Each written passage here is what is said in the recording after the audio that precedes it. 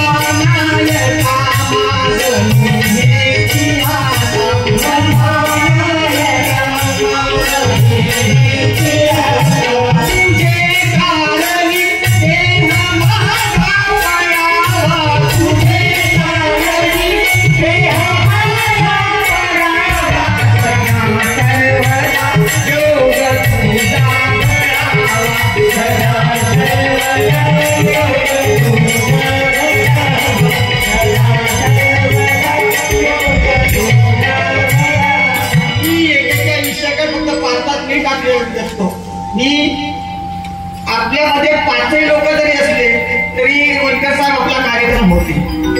आपण पब्लिक राहिलीच पाहिजे असं नाही, पण आज भरगच्च पब्लिक मध्ये मी उभा आहे असा मी समजतो.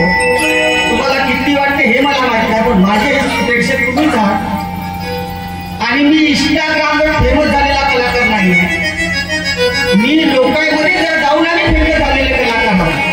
इंस्टाग्रामवर कोणी फेमस होते, कोणती व्हिडिओ टाकायला मी फेमस झालो याला महत्व नाही. आमचा याचा विरोध पूर्ण काळ गेला. आमचा लहानपण कसा गेला हे आमच्या मोठमोठ्या माणसालाच माहित आहे की तुमची शिकण्याची तयारी नाही. जोपर्यंत तुम्ही स्वतः शिकत आहे म्हणून कोणी मांडत वाक्य आहे आपण अशी जे ठावे ते दुसऱ्याशी सांगावे, शहाणे करून सोडवावे सकल झाले. कीर्तन प्रवचन नुसते नसावे मनोरंजन, ज्याने उद्धारीला गावाचे जीवन ऐसे कार्य करावे. गाव हा विश्वाचा नकाशा, गावावरून देशाची परीक्षा, गावाची भंग गाव दशा येई नाटकाची. आणि सत्यपाल महाराज माझे मित्र हा ग्रामगीतेचा प्रसार आणि प्रसार करत असतो. ही ग्रामगीता कोण्या नेत्यावर लिहिलेली नाही आहे, ही कोण्या अधिकाऱ्यावर लिहिलेली आहे. ही ग्रामगीता अर्पण केली आहे आपला बळीराजा म्हणजे आपला कास्तकार, नांगर धरलेला शेतकऱ्याचा, शेतकऱ्याला अर्पण केलेली ग्रामगीता आहे. म्हणून माझ्याला लक्ष ठेवा. आजकाल आधुनिक साधू संत लोक म्हणतात की दारू, ब्रांडी, ताडी, गांजा इत्यादीचा आपल्याला शोक लागला तर सरस्वतीला झाले शहराला म्हणून म्हणतो अरे नको नको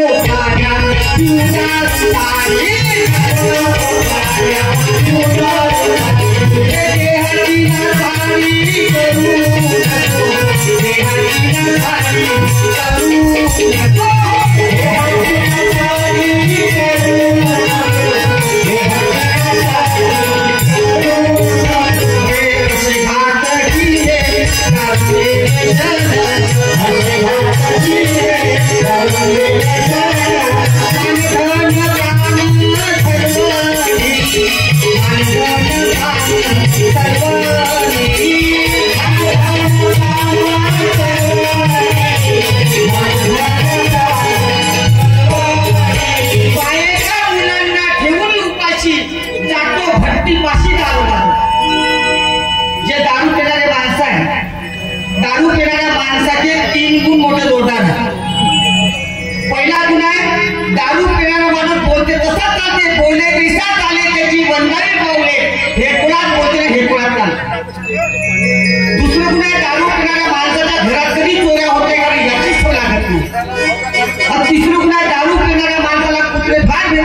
कारण स्वतः कुत्र्याच्या अंगावर जाते आणि एखाद्या खंड्याला जाऊन लाट मारते त्याला म्हणजे ट्यूबेस झाले तिची मी अरे दारू पिऊ